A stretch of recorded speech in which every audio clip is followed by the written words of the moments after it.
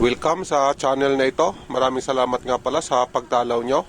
Ito may tanggap ako dito, LED TV ito na 32 inches. Ito naman yung kanyang brand, Mayview. Sabi ng may-ari nito, wala daw itong power. Ito share ko lang sa inyo kung ano ang naging dahilan, bakit nawala yung kanyang power at kung paano natin ito solusyonan. Bago natin ito buksan, plug in lang natin muna dito sa ating outlet. Dito. Yan, may power tayo na 226 volt, naka 60 Hz. Yung power indicator natin dito sa TV, wala tayong natanaw, wala siyang red indicator. Confirm natin na wala talaga siyang power. Buksan ko lang muna. Inalis ko muna yung driving board niya, yung panel. Yan, tabi lang muna natin yan. Ang unang gawin natin dito, kasi nga ito walang power ito, focus tayo dito sa kanyang primary supply, itong area na ito. Bali ito yung pinaka-boundary niya. Itong may guhit na kulay puti, dito at saka hanggang dito. Ito yung boundary. Ibig sabihin, ito yung ating primary, ito naman yung ating secondary. Labas dito sa may kulay na kulay puti, yun yung ating secondary. Yung dito naman na area, yun yung primary natin. Bago natin ito umpisahan, check muna natin itong kanyang main supply na electrolytic capacitor. Check natin kung may karga, kasi pag may karga ito, makuryente tayo o di kaya puputok, lalong masisira yung ginagawa natin. Yung ating multimeter, set lang natin sa DC volt. Ito naka DC volt na ito. Reading natin itong kanyang main supply. Itong ating panukat na negative, dito natin ilagay sa marker na ito. Ito yung kanyang negative side. Yung doon sa kabila naman, positive side yon. Ito, sukatan natin. Ayan, may reading pa tayo na 83 volt. Mataas-taas pa yan. Ang gawin natin dito, i-discharge muna natin yung karga niya. Ito ang gamitin natin pang discharge, itong ating soldering iron. Bali, ang gawin natin, i-short lang natin yung dalawang paa ng kapasitor na yan, o itong main supply natin. Ganito lang yan, oh. Yan. Ganyan lang mag-discharge. Ayan, oh. Yung positive at saka negative. Ilagay natin yung ating saksakan, ganyan, para ma-discharge. Double check natin kung may natira pa. Yung ating multimeter nga pala, set lang natin sa DC volt, ganun din. Ito, check natin. Ayan, may natira pa na 4 volt. Ang gawin na lang natin dito, finishing na lang natin. Kung total, konti lang naman yan. Ito na lang yung gamitin natin pang discharge. Ayan, ganyan. I-short lang natin yung dalawang paa niya, yung negative at saka positive. Pagkatapos reading natin ulit kung mayroon pang natira.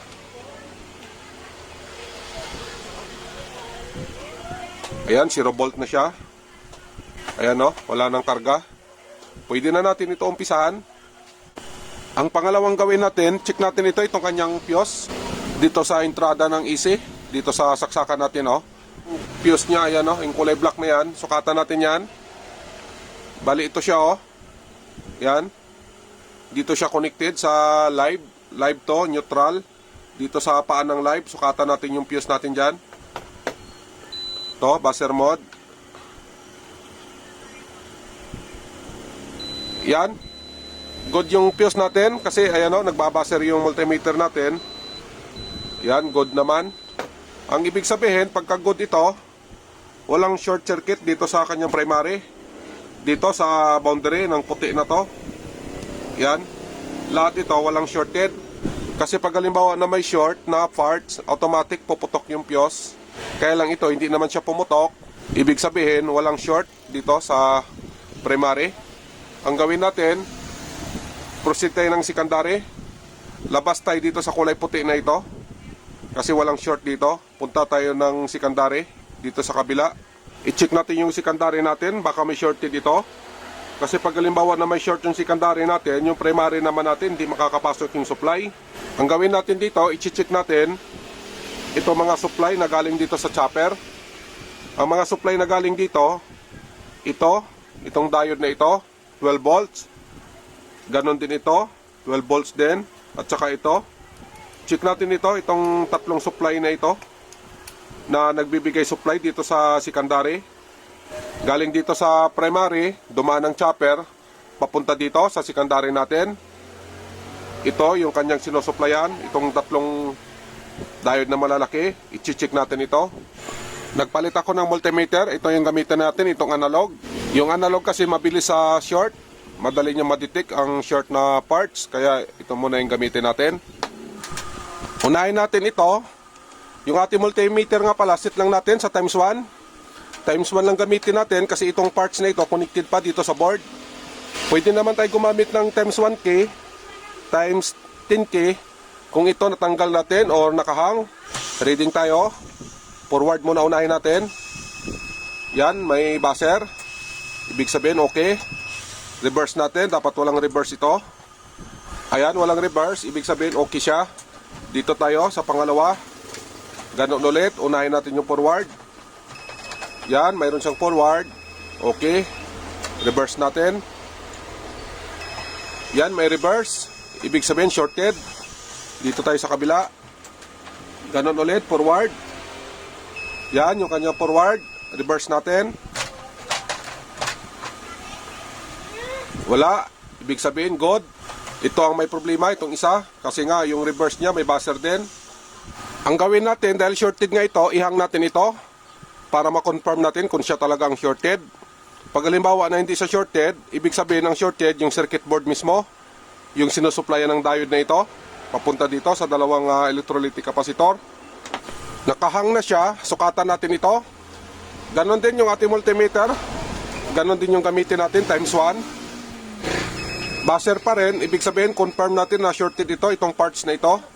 Buti na lang ito yung shorted, kasi pag ang shorted, yung sinusuplayan nito, yung papunta dito, medyo mahirap-hirap yung trouble. Hanap lang ako ng pamalit. Ito, maski hindi na natin kunin yung numero nito, ang pagbabasihan lang natin itong kanyang sinusuplayan na kapasitor. Ang value nito, 470, 25 volt. Kukuha din tayo ng pamalit na ang sinusuplayan niya ganito din, 25 volt. Pwede na yon. Ito yung pamalit natin, itong diode na ito. Kasi ang sinusuplayan nito, papunta siya dito sa kapasitor, na ang value nito, ayan, 25 volts din. Bali ito siya, yan, dito, papunta siya dito. Tagos dito sa kapasitor na ito. Ito yon. Ang gawin ko dito, tanggalin ko lang ito, reading natin. Kung okay ito ipapalit natin. Power supply ito ng Samsung. Ito yung kuhanan natin ng pisa. Sukatan muna natin yung ating pamalit. Yung ating multimeter nga pala yan, nakasit yan sa times 1 or sa buzzer mode. Forward bias tayo. Yan, may buzzer. Reverse natin yung panukat. Ayan, wala. Good ito. Pwede naman tayo mag-adjust ng multimeter natin. Lagay natin dito sa times 1K. Kasi itong part na ito, nakahiwalay naman doon sa circuit board. Hindi siya nakakabit. Para malaman talaga natin kung may leak ito. Yan, yung reading niya sa forward. Reverse ko lang.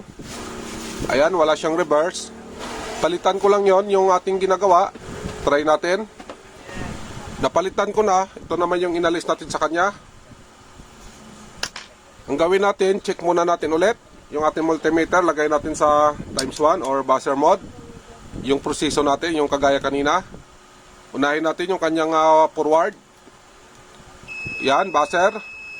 Reverse natin. Ayan, wala nang reverse.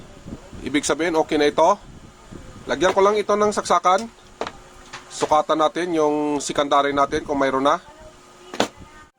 Abangan natin dito sa secondary kung magkakaroon na ng supply. Yung ating negative line dyan sa HDMI naka-grounding. Yung ating multimeter nakasit na yan sa DC volt. At saka ito naka-plug na rin yung ating saksakan. Ito. Ang gawin natin, power on na lang natin to. Abangan natin yung supply dito sa secondary. Dito, abang tayo dito. Power on ko lang.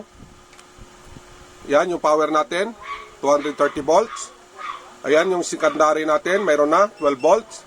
Okay na ito, testing ko lang doon sa kanyang panel. Balik ko na siya dito. Testing ko muna bago natin takpan.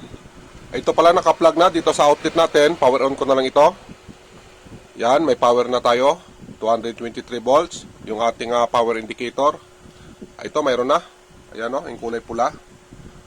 Power on ko na lang dito sa kabila, dito sa manual. Dito yung kanyang manual On ko lang ito. Ito naman yung kanyang indicator light.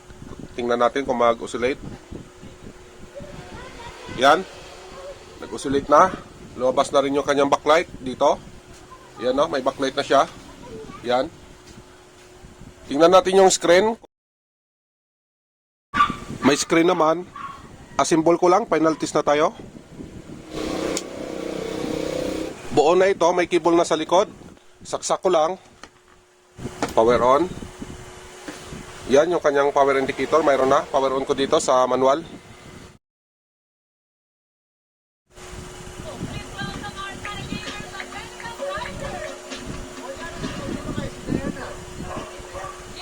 Okay na ito. Hanggang dito lang tayo. Maraming salamat nga pala sa oras nyo. Sana makatulong itong ginawa nating video. Kung nakabinipit kayo, pakihingi na lang din ng like at saka subscribe. God bless sa inyong lahat. Mabuhay kayo. Mag-iingat kayo lagi. Bye-bye.